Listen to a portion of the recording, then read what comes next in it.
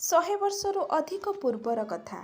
ଇଂଲଣ୍ଡର ୱେଷ୍ଟମିନିଷ୍ଟର ନାମକ ପ୍ରସିଦ୍ଧ ସ୍କୁଲରେ ଦୁଇ ଜଣ ମିତ୍ର ପଢ଼ୁଥିଲେ। ଜଣଙ୍କର ନାମ ନିକୋଲାସ ଓ ଅନ୍ୟ ଜଣଙ୍କର ନାମ ବେକ୍। ନିକୋଲାସ ଅଳସୁଆ, ଦୁଷ୍ଟ ଓ ମିଛୁଆ ଥିଲା, କିନ୍ତୁ ବେକ୍ ଥିଲା ପରିଶ୍ରମୀ, ସରଳ ଓ ସତ୍ୟବାଦୀ।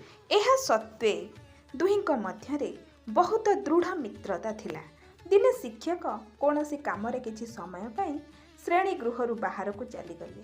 ପିଲାମାନେ ପଢ଼ା ବନ୍ଦ କରି କଥାବାର୍ତ୍ତା ଆରମ୍ଭ କରିଦେଲେ। ଦୁଷ୍ଟ ନିକୋଲାସର ଦୁଷ୍ଟାମି କରିବାକୁ ମନ ହେଲା। ସେ ଶ୍ରେଣୀ ଗୃହରେ ଟଙ୍ଗା ଯାଇଥିବା ଦର୍ପଣଟିକୁ ଫୋପାଡ଼ି ଦେଲେ। ଦର୍ପଣଟି ଚୁରମାର ହୋଇଗଲା। ଦର୍ପଣ ଭାଙ୍ଗିଯିବା ମାତ୍ରେ ସବୁ ପିଲା ଚମକି ପଡ଼ିଲେ। ନିକୋଲାସ ବି ଭାବିଲା ଯେ ତା ଦ୍ୱାରା ବଡ଼ ଭୁଲ ହୋଇଗଲା। ମାଡ଼ ଭୟରେ ସେ ନିଜ ସ୍ଥାନରେ ଯାଇ ଚୁପଚାପ ବସି ପଡ଼ିଲା ଓ ମୁଣ୍ଡକୁ ତଳକୁ କରି ପଢ଼ିବାରେ ଲାଗିଲା। ଶିକ୍ଷକ ଶ୍ରେଣୀରେ ପ୍ରବେଶ କରିବା ମାତ୍ରେ ଭଙ୍ଗା ଦର୍ପଣ ଦେଖିବାକୁ ପାଇଲେ। ସେ ବହୁତ କଠୋର ସ୍ୱଭାବର ଥିଲେ। ଭୀଷଣ ରାଗିଯାଇ ସେ ପାଟି କରି କହିଲେ, ଏମିତି ଉତ୍ପାତ କିଏ କରିଛି? ସେ ନିଜ ସ୍ଥାନରେ ଠିଆ ହୋଇଯାଉ। ଭୟରେ କୌଣସି ପିଲା ପାଟି ଖୋଲିଲେ ନାହିଁ। ମାତ୍ର ଶିକ୍ଷକ ଛାଡ଼ିବାର ଲୋକ ନଥିଲେ। ସେ ଜଣ ଜଣ କରି ପିଲାଙ୍କୁ ଠିଆ କରାଇ ପଚାରିବା ଆରମ୍ଭ କରିଦେଲେ। ଯେତେବେଳେ ନିକୋଲାସର ପାଳି ପଡ଼ିଲା, ଅନ୍ୟ ପିଲାମାନଙ୍କ ପରି ସେ ମଧ୍ୟ କହିଦେଲା, ମୁଁ ଦର୍ପଣ ଭାଙ୍ଗି ନାହିଁ। ବେକ୍ ଯେତେବେଳେ ଦେଖିଲା ଯେ ତାର ମିତ୍ର ନିକୋଲାସ ମାଡ଼ ଭୟରେ ମିଛ କହୁଛି, ସେ ଭାବିଲା ଯେ ଶିକ୍ଷକ ନିଶ୍ଚୟ ଦର୍ପଣ ଭାଙ୍ଗିଥିବା ପିଲାକୁ ଧରିବେ। ନିକୋଲାସକୁ ମିଛ କହିଥିବା କାରଣରୁ ଆହୁରି ଅଧିକ ମାଡ଼ ଦିଆଯିବ। ତେଣୁ ମୋତେ ମିତ୍ରକୁ ବଞ୍ଚାଇବାକୁ ପଡ଼ିବ।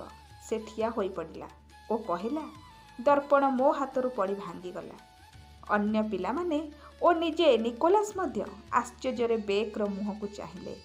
ଶିକ୍ଷକ ବେତ ଧରି ବେକ୍କୁ ପିଟି ପକାଇଗଲେ। ବିଚରା ବେକ୍ର ଦେହ ସାରା ନୀଳ ନୀଳ ଦାଗ ପଡ଼ିଗଲା, କିନ୍ତୁ ସେ କାନ୍ଦିଲା ନାହିଁ କି ଟିକେ ପାଟି ଖୋଲିଲା ନାହିଁ। ବିଦ୍ୟାଳୟରେ ଛୁଟି ହେବା ମାତ୍ରେ ସବୁ ପିଲା ବେକ୍କୁ ଘେରିଗଲେ। ନିକୋଲାସ ମଧ୍ୟ କାନ୍ଦି କାନ୍ଦି ତା ପାଖକୁ ଆସିଲା ଓ କହିଲା, ବେକ୍, ମୁଁ ତୁମର ଏହି ଉପକାରକୁ କଦାପି ଭୁଲିବି ନାହିଁ। ତୁମେ ମୋତେ ଆଜି ମଣିଷ କରିଦେଇଛ। ମୁଁ ଆଉ କେବେ ହେଲେ ମିଛ କହିବି ନାହିଁ, ଚଗଲାମି କରିବି ନାହିଁ। ଏଣିକି ମୁଁ କେବଳ ପଢ଼ିବାରେ ପରିଶ୍ରମ କରିବି। ସତକୁ ସତ ସେହି ଦିନଠାରୁ ନିକୋଲାସ ଭଲ ହୋଇଗଲା। ସେ ପରିଶ୍ରମ କରି ପାଠ ପଢ଼ିଲା। ବଡ଼ ହେବା ପରେ ଏତେ ଉନ୍ନତି କଲା ଯେ ସେ ନ୍ୟାୟାଧୀଶ ପଦରେ ପହଞ୍ଚିଗଲା। ଦୀର୍ଘ 40 ବର୍ଷ ପରେ ଇଂଲଣ୍ଡରେ ରାଜତନ୍ତ୍ର ଓ ପ୍ରଜାତନ୍ତ୍ର ସମର୍ଥକମାନଙ୍କ ମଧ୍ୟରେ ଯୁଦ୍ଧ ହେଲା। ରାଜତନ୍ତ୍ରର ସମର୍ଥକମାନେ ହାରିଗଲେ। ସେହି ସମୟରେ ପ୍ରଜାତନ୍ତ୍ର ପକ୍ଷର ଶାସକ ଥିଲେ କ୍ରାମ୍ବେଲ।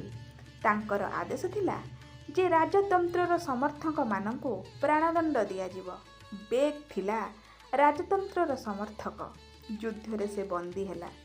ଏକ୍ଜିଷ୍ଟରରେ ନ୍ୟାୟାଧୀଶ ନିକୋଲାସ ନିକଟକୁ ତାକୁ ଅଣାଗଲା।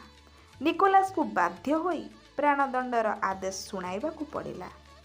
ବେକ୍କୁ ପ୍ରାଣଦଣ୍ଡର ଆଦେଶ ଶୁଣାଇବା ପରେ ନିକୋଲାସର ହୃଦୟ ବ୍ୟାକୁଳ ହୋଇ ଉଠିଲା। ସେ ଅବିଳମ୍ବେ ନିଜ ସ୍ଥାନରୁ ଉଠିପଡ଼ି ପଳାଇଲା ଓ ବାହାରେ ଯାଇ ଘୋଡ଼ାରେ ଚଢ଼ିଲା। ତାକୁ ଲଣ୍ଡନ ଯିବାର ଥିଲା। ଲଣ୍ଡନ ସେଠାରୁ ବହୁତ ଦୂର। ରାସ୍ତାରେ ତାକୁ 3 ଥର ଘୋଡ଼ା ବଦଳାଇବାକୁ ପଡ଼ିଲା। 2 ରାତି ଓ ଗୋଟିଏ ଦିନ ସେ ନିରବିଚ୍ଛିନ୍ନ ଭାବରେ ଘୋଡ଼ା ପିଠିରେ ବସି ରହିଲା। ଲଣ୍ଡନରେ ପହଞ୍ଚି ସେ ସିଧା କ୍ରାମ୍ବେଲଙ୍କ ପାଖକୁ ଗଲା ଓ ମିତ୍ର ବେକ୍ର ଉପକାର କଥା ଶୁଣାଇ କ୍ରାମ୍ବେଲଙ୍କୁ ମିତ୍ର ପାଇଁ କ୍ଷମାଦାନ ମାଗିଲା। କ୍ରାମ୍ବେଲଙ୍କ ଠାରୁ କ୍ଷମାଦାନ ପତ୍ର ନେଇ ସେ ପୂର୍ବ ପରି ପୁଣି ଘୋଡ଼ାରେ ଚଢ଼ି ଧାଇଁଲା। ଯେତେବେଳେ ସେ ବନ୍ଦୀ ଗୃହରେ ବେକ୍ ହାତରେ କ୍ଷମାଦାନ ପତ୍ର ଧରାଇଲା, ସେତେବେଳେ ଯାଇ ତାକୁ ଶାନ୍ତି ମିଳିଲା।